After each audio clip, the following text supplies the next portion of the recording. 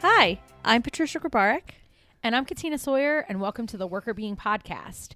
Today, we are going to be doing a little bit of something different, discussing the executive order that was just issued on diversity training, the executive order on combating race and sex stereotyping, and our feelings and thoughts on that. Patricia, you wrote an article about it this week, so I don't know if you want to give us a little sense of kind of what the article was, and then maybe we can dive into our thoughts on the executive order itself.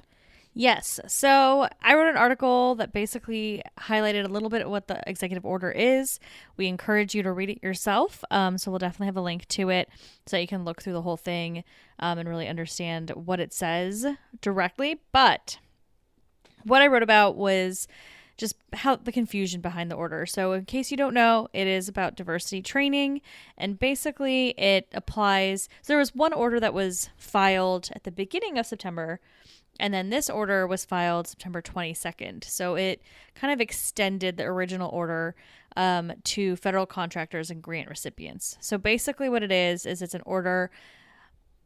It doesn't, people say the word banning. It doesn't really ban diversity training, but it puts a lot of restrictions on diversity training that are confusing and disappointing in a lot of ways. So basically it's calling out diversity training as being divisive, and that divisive content cannot be used within these types of training sessions, and divisive concepts are in section 2. So if you're looking at it, go to section 2, and there's, I think, 8 or 9 of them. Of these divisive concepts. And basically it's about, not being able to say a race or a sex is inherently superior to another race or sex, which, good news, diversity training doesn't do that. So there's a lot of things in it in the terms of those divisive concepts that actually don't happen in diversity training. But then there are some areas where there's some confusion and potentially areas for concern. So I feel like that's super vague. I don't know if I really answered your question, Katina. No, that's good. That's good. I think, and that's basically, I think, why we're doing the episode, is to speak on this topic as people who have been doing and continue to do a lot of diversity and inclusion training within organizations. And so we have a lot of experience in seeing the really positive outcomes that can happen for everybody when these diversity and inclusion trainings occur. We see really positive forward progress in organizations in terms of fairness and equity, such that organizations move more closely towards having organizational structures and systems where everybody is treated fairly, and not with regard to their race or sex or any other identity that might cause people to be treated unfairly within a system.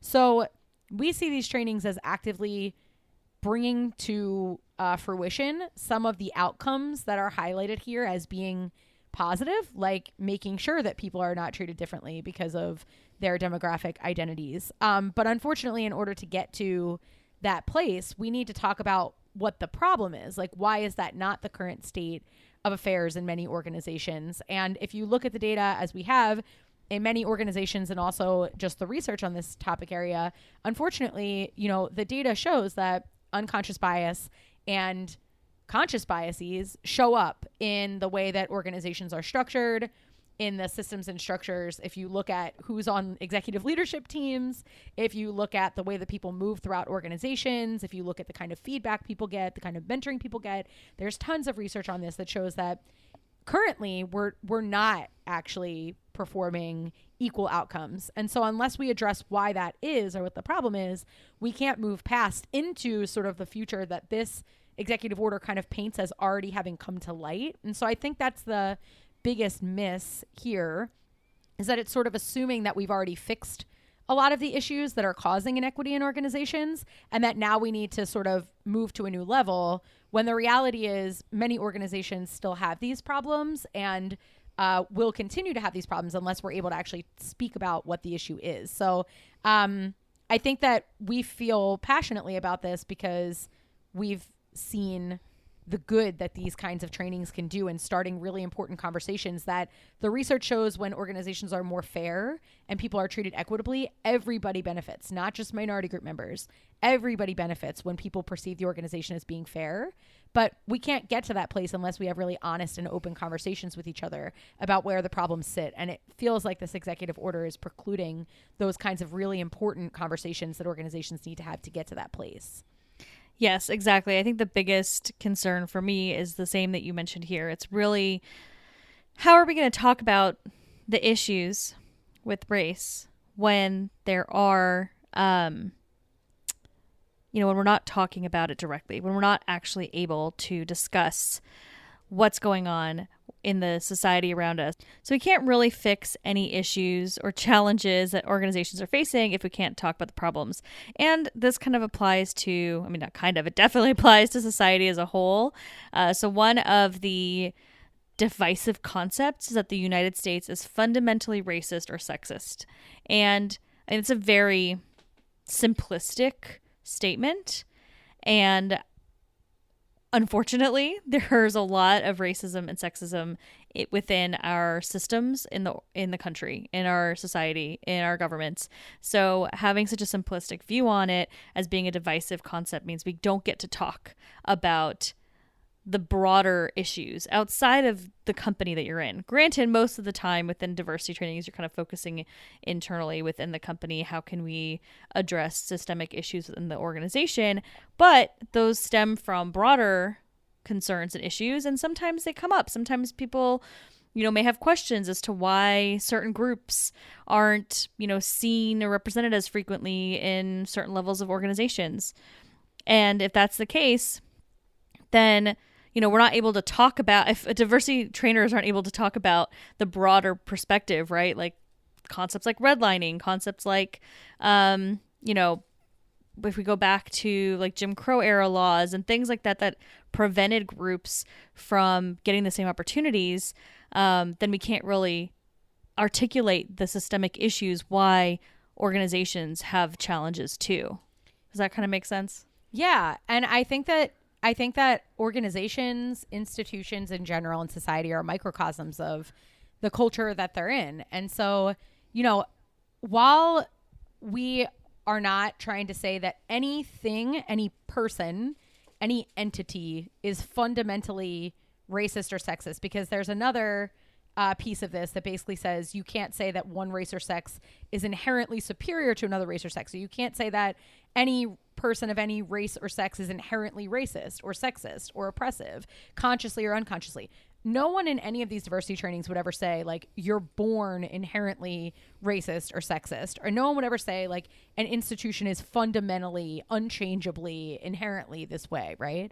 The idea is that we all create and co-create on a daily basis social systems that maintain a particular order. And our history is huge in that, right? So you can even think about it in terms of a smaller unit and take a completely non-controversial stance. Like you think about a family, right, that has certain patterns and certain ways of relating. So maybe you have two people in a family that don't get along, right?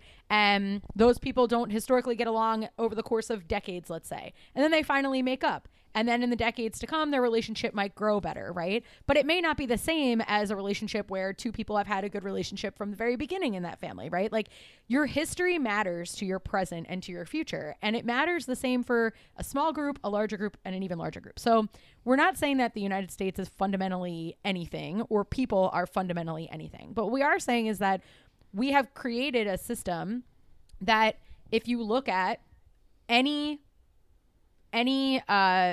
leadership board of organizations, if you look at the way our government is structured and just look at who is in positions of power in society demographically, like we are only 53rd in the world in terms of rankings for gender parity, right? There are a lot of other countries that have made more progress in terms of gender equity than we have. That means that no country is inherently anything, but certain countries have made more progress towards erasing barriers to parity than others, right? And so while we're not saying that this is like an immovable thing or the United States should like spend, all of our time thinking about or reflecting on what has happened before without thinking about the future, what we could create together, it's impossible to create an accurately inclusive future unless we take into consideration all of the barriers and challenges that might be in play. And that's basically what these diversity trainings try to do. Like, what has been happening in your organization? What are people bringing with them to the table? What's the history of this organization? How does it operate in a broader cultural context? And how can we actually tackle the issues that are occurring within the walls of this place so that we can create a future that's actually going to come to fruition in the way that we expect it to, because we're taking all of the factors into account that might play a role in holding us back from that future. And one of those things, or a major part of that, is how have things been happening? How have decisions been made? How are people being promoted? Are people using personal networks? Who's likely to be more networked? Like, who's likely to slip through the cracks? Like, those are questions that we need to ask in order to create that future. And sometimes the answers to those questions have nothing to do with these kinds of biases. They might have to do with other kinds of biases, where people went to school, things like that.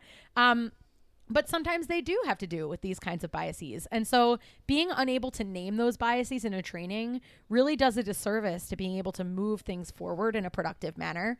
And I think that's a big issue with this executive order, is like, we're not saying that anything is immovable, but we are saying that we learn things from our environment. We learn things from the country we grew up in, the state we grew up in, the city we grew up in, the family we grew up in, like, and we bring those things with us to work. And unless we're going to address those things, we're never going to be able to get a more equitable future that we all want, right? Yeah, exactly. The one thing that's interesting to me, and maybe, I don't know, I'd be curious to know what you think and for what our listeners think if they read through the order themselves. You know, the first section is basically like the reason why this is happening, like why this was created and what kinds of trainings perpetuate stereotypes and division and blah, blah, blah. The second section, though, is like really gets to the meat of what are divisive concepts that you have to avoid. What are these different things? But I find it so interesting because if you read through them really carefully, you can make an argument for every single one that's already not happening. And there's no reason why this order even matters, because what training is talking about an individual's moral character is necessarily determined by his or her race or sex. Zero. Not right. one. Right. Even concepts like meritocracy, which I know a lot of people like to believe we live in a society where, everything is purely merit-based. We know that's not true. But the statement about meritocracy in here is meritocracy or traits such as hard work ethics are racist or sexist and were created by a particular race to oppress another race. And does anybody know exactly how our meritocracy was created in every single component of it? And is a meritocracy truly a system, or is it a belief that is, you know what I mean? I feel like there's just so many holes here where it's not like, I think there's going to be a lot of fear from this order. I think there's gonna be a lot of concern from this order from organizations that are trying to do diversity training or like really jumping into it after the Black Lives Matter movement resurged this summer. And I think that the thing that I'm most concerned about with this order is that fear, is people putting this aside because they don't want to get in trouble. But when you actually read deeply into it, you can argue that your trainings are probably not doing any of the things that are described. Yeah, I think, to the point of the meritocracy piece, like, yes, in these trainings, we talk about the idea that you can put in the same amount of hard work as another person and be viewed differently for that amount of hard work. And if you think about how that's played out for sex or how it's played out for race in the past, we have, plenty of data that demonstrates that you have to actually work harder to prove yourself if you have a particular identity that's not common within that industry, because when people see a leader, they associate that leader with different prototypes, and it's based on your past experiences. So if I've never seen a leader that looks like you before, never worked with a leader that looks like you before, I'm going to view you as less fit for that position because I've never seen someone who looks like you do it. So you have to be even more competent to convince me that you're good at that role, because you have a little bit of a deck stacked against you in terms of whether or not I'm going to see you as a fit for that position. And so the idea that people have to work harder in a system to get the same outcome is not something that we shouldn't be discussing, but is something we should be discussing, right? Because that's an inequity. But no one is saying, like you're mentioning, that this system of meritocracy is created particularly for this purpose consciously by other individuals in a corporate diversity training. Now, like if we go to like a sociology class or something like that, there's a possibility that people might talk about how these things come about, or why do we cling so hard to this idea that merit is the only thing that matters? What's driving that clinging? But you know, in organizations, it's really important to recognize that like the basic principle of this is if there are some people who are working twice as hard to get the same outcome, that's problematic, because even from a pure efficiency standpoint, like people are putting tons of time and energy into doing their job that they could be putting into being in the next level up and like really showing all their talents and skills. And you're missing out on those talents and skills because people are burning energy in a way that they don't have to be. So I think like that's basically part of all of this, I think, is that there's a fundamental, like you're saying, a fundamental misunderstanding of what actually happens in diversity training. So I'm curious, like, what kind of diversity trainings these folks have seen, because I have been teaching diversity and inclusion classes to MBA students and undergraduate students for the last 11 years. I have seen nothing but extremely positive outcomes come from those conversations in terms of the students, their progress in thinking about how to be more equitable, the outcomes even of the relationships with people in the classes. Like, and we talk about these ideas not in the way that they're put in here, because I don't know anyone that really talks about them in the way that they're put in here, but we talk about these ideas, right? Like for example, the idea they call out in here that you can't say that people are that you can't say that people aren't colorblind. People aren't colorblind. That's a fact. If I came up to you on the street and said, you know, you have 10 seconds to tell me what race this person is, you would know. If I asked you to guess at the sex of a person, you would be aware. Like, that is a fact that people see these things. Ignoring that people see it is an issue, right? Because then we can't get it like, well, what's the actual problem? We can't just say people are colorblind, race blind, etc., because it does register to you what race a person is. You know what, if you were put on the spot and pressed, you could at least guess, right? And probably have a pretty high accuracy in terms of your guess. So some of these things that we do talk about in class, like why is it important not to just pretend like we don't see this, and to address the ways in which seeing it might impact the way that we think.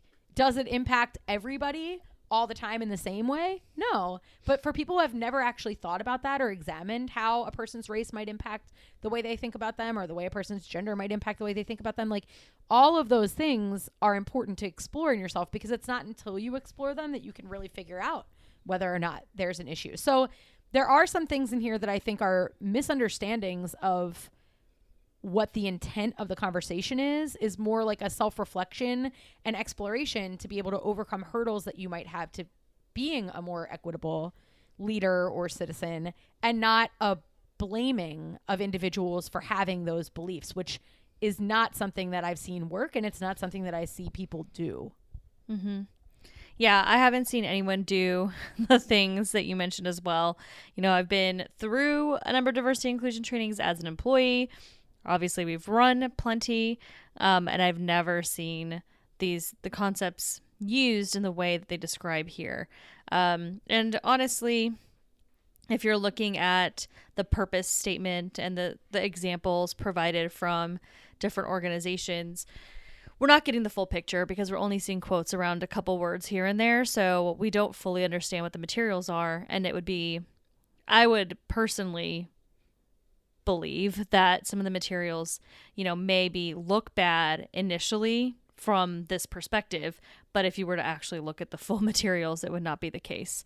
And I think it's really important to know that the goal of diversity inclusion training is to bring people together and to create inclusive work environments. It is not to divide. And so, as you were saying, the purpose of these trainings, the purpose of what's being done, isn't to blame, isn't to make one group feel bad about anything. It's about bringing everyone together to understand that these biases exist, these systems exist. How can we overcome them to be one whole unit, an organization that is working effectively, efficiently, and fairly, so that everyone can have, can be part of an inclusive environment. And I think it's really confusing and unfair to make it seem like these trainings are meant to separate out certain groups. I mean, that's just not the case. It's not something that we've ever done. And usually, like you said, people leave them feeling empowered to do something to help. And I'm talking about people of all races and genders feel that way. White men leave those groups feeling excited and empowered to do something. And so do Black women. Everyone kind of leaves them in a similar way, assuming they have a good training, that is. And I think that it's misleading to act as if it's dividing people when really it's allowing a conversation to happen that people have been scared to have, and now they're able to have it together. And you'd be surprised how many people in groups will talk about their own biases, and it won't just be the white man that's talking about his bias. It's everybody. We all have biases, and we just need to learn how to overcome them and be cognizant that they exist and be able to work through systems to make them more equitable so that we can remove these issues and create an environment where our employees are thriving, are effective, are creative, are collaborating together, and just happy. We can make a much better work environment for everybody involved. And as a happy result of that would be to have the business do well as well. So I think that there's a lot that that is being missed when you read this order. Yeah, I completely agree with that. And I think that something really important to recognize is that the kind of feedback that we receive after having people go through exercises that they've never gone through before, and it's not their fault that they haven't gone through it, and no one would ever say that it was. But the idea that having people sit down at a table and think, okay, what was my upbringing? What did I learn about people that were different from me? What did I learn about people who were of a different race than me? What did I learn of people who are of a different gender than me or different sexual orientation than me? How did I feel about them? What did I hear other people say about them? How did that inform maybe what I think? How do I feel about people of other religions? How are people of other religions discussed within my household? A lot of those conversations that happen, you don't really think about how they might inform the way that you lead. But a lot of leaders, and something that we frequently say and that I've seen make a difference with students and also with executives or managers, is like, we often talk about our upbringing as shaping a lot of characteristics that we have, right? Like, oh, I learned hard work ethic from my parents, or I learned the value of $1 from my grandfather, or I learned the importance of community from my aunts and uncles, whatever the case may be. But when it comes to learning negative things, we're really hesitant to embrace that idea that maybe in our upbringings and in our background, we might have also learned along the way some things that shape our thinking in a way that's not as positive. And that's okay. Like, thinking about and recognizing what you bring with you to the table that may be shaping your pattern of thoughts today, whether you notice it or not, is a really important conversation that I've seen really change a lot of students and leaders and employees' thoughts about this conversation, because it's not about there's something wrong with you or you're a bad person or you're inherently something. It's like, oh, maybe those conversations that my family had about people of a different race within my school or my community actually did impact whether or not I had friends that were of that race. And maybe it impacted who I dated when I was in high school or college, or who I considered dating when I was in high school or college. And maybe that lack of connection to individuals who are different from a different racial group from what I'm in, right? Leads me to understand a lot more about the nuances of my racial group compared to another racial group. And if I don't really understand fully where people are coming from or have that same connection with them that I have with people of my own race, then when I go to make decisions and I'm trying to figure out who I have a good gut feel about, right, which is what a lot of people use, like interviews, and obviously we tell people not to do that, but like, who do I feel comfortable with? Who do I want to work with? That sometimes those biases are the ways that we've been feeling more comfortable with or have more exposure to one group than another, will pull us in a direction of saying, I just feel more comfortable with this person. I don't really know why. And if a lot of people have grown up in more of an environment that's like yours and less of an environment that's like the other groups, those same little things can add up over time. And it's not a situation where we sit in a training and say, you were born inherently racist and that's why you make these decisions, right? We're like trying to really get at the nuances to say, well, what are the things that you need to address in yourself or recognize in yourself so you can start to do the work of thinking through what you need to do to be the leader that you want to be, right? Which is extremely rare that anyone ever says like, I want to be a racist, sexist, whatever-ist leader. Most people want to be an equitable leader, but we can't get to a place of equity unless we address not only the opportunities of equity and how we can build that future together, but also some of the challenges that people will need to overcome. And I think that this is sort of hinting at the idea or throwing some barriers in the way, or maybe even just perceived barriers in the way of making people think that they can address those challenges that we've seen really make a huge difference in the progress that people can on their journey towards becoming better, more inclusive leaders.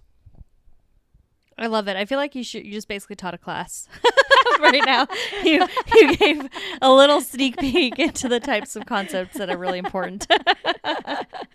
I love teaching this stuff, and I know you really love it too. Like Patricia and I have really had so much enjoyment in walking people through this journey and just seeing the positive changes. So that's why it's such a bummer when we see stuff like this come out that's just like missing the point. It's missing the point of what really happens, potentially creating fear around people doing diversity training. I'm concerned that people won't want to participate in these kinds of trainings anymore, even if they're not federal employees, because they're going to feel like, well, I heard that these things are bad, and so I shouldn't have to sit through this. And I think it's creating reactionariness around something that we have really seen bring so much positivity, and that's why it's so discouraging. Yeah, it's definitely very disappointing. I think that you summed it up very well, though, with your discussion of like thinking back beyond yourself and where were you born, what was your situation, and all of that impacts. And I think it's also really important to clarify, it's not like we're saying, your families are bad in these types of conversations either. It's really, there's a lot of history, and if we ignore the history, if we ignore what happened in the world around us and in the past in our society, then we're not going to get any steps forward that are that are positive and making changes in organizations so that everyone can be included and we don't have to have these conversations anymore. Like the goal is for diversity training to not have to exist in the future. But right now it does. Right now we see a lot of, civil unrest. We've talked about Black Lives Matter before. We see a lot of issues coming to the national forefront that have existed for a long time. And if we ignore them, they're not going to get better. If you ignore that weird bump, it's not going to go away. It's not going to get better. Well, that's a bad example because people have like weird zits or something, but I understand what you're saying. But like if there's a growth that's not going away, it's just going to get bigger and worse, and it's not going to go away until you go to a doctor and get it fixed and taken care of and address the issue. What is the cause of this problem? And that's all we're saying is, this order is causing confusion, but there's a lot that can be done, a lot of benefits that can be found from having these types of trainings to then start removing these issues and concerns within organizations so we can start to see more equitable treatment across groups, and then the root causes will slowly get better, and then we'll be able to get to a society that doesn't need training, and an order like this doesn't even make sense. Yeah, 100%. And I think that's all accurate. And, the first section of the EO to kind of like start wrapping things here talks about, Americans have risked their lives to ensure that their children will grow up in a nation living out its creed. All men are created equal. This is what Martin Luther King Jr. said. This is what Abraham Lincoln believed in.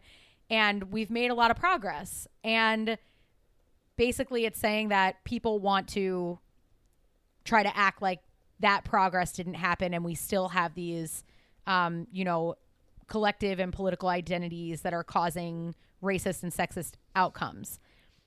That is all accurate. That is what our country was founded on. Those are principles that many, if not most, people in our country hold very dear in terms of trying to make that a reality. if you look at the numbers and you look at the research in this area, and if you look at even how the US ranks up against other countries, we're not there yet. We're not at a place where we can just say we did it. We achieved equity and we can move on. We always need to be in a constant state of trying to improve the extent to which our citizens are treated in the best possible manner with the most human dignity possible. And given what we've seen go on in all areas, students that talk about their companies or experiences that they've had, things of that nature, like, we're not there yet. And that's fine. But we don't want to stop making progress because we're scared of recognizing places where we might be weak. Like, to me, being patriotic is recognizing that we have weaknesses and working hard to solve them, not ignoring that we have weaknesses and acting like we've already achieved a goal. Sure, like, give credit for what we've achieved, but it doesn't mean we're there yet. We can be getting better, and we should be getting better. And so I think that the idea of being patriotic by suggesting that our problems are solved is actually a very easy form of patriotism. The harder, more patriotic way, I think, is to continue to strive to make this the best place and to listen to the people that are sharing with us the places where things aren't working and centralizing those conversations and saying, okay, well, if this organization or this country is not being experienced by you in the same way that it's being experienced by other people, let's figure out why that is and how we can work together to change that. And to me, that is what's patriotic. Is the person that loves themselves the most is not the person that looks themselves in the mirror and says, I'm perfect and I'm never going to change anything. They're the person that looks at themselves and says, how can I keep getting better? How can I learn more stuff? How can I self-improve? How can I become kinder, more peaceful? Like, how can I be a better friend? Like, that's the person that loves themselves the most because they're investing time and taking care of themselves and thinking about how they can get better. And it's the same thing for being like stewards of our country. We have to do this in order to be people that love this place and want to make it better. So to me, this is not a patriotic stance. This is an easier stance, but it's not the most patriotic. And I would like for us to get to a place where we can give ourselves credit for what we've done, recognize the places where we can still get better, and move forward together towards the future that was set out in the first paragraph that this EO outlines. Yeah, I really love that. And I love how then you went to the example about a personal improvement, because as you were talking, I was like, I'm going to give an example about how you wouldn't just give up on yourself. So clearly same brain. Yes. But I thought that was a really great way to end it, because I agree. I think that we can do, we love our country. We're here. We're happy to be here. And I think the best thing we can do as a society, as a country, is to stand together to create a country that is actually a place where everyone can thrive and be happy and get their needs met and have equal opportunities and all of that. So I really do think it's important that we band together instead of apart to make that future. Yeah. So agreed. On that note, thank you all for listening to us kind of change things up a little bit and talk about an area that we're really passionate about and a current event that we thought was really important to shed some light on. You can read our article about this on our website as well, and we'll link to it in the show notes, and we'll also link to the executive order so you can read it for yourself and see what you think and how that aligns to what we've said. You can find us again on our website, workerbeing.com. Email us if you have any questions, comments, thoughts at contact@workerbeing.com. And we'd also love to see you on our social media at workerbeing on LinkedIn, Facebook, Twitter, and Instagram. Thanks for listening.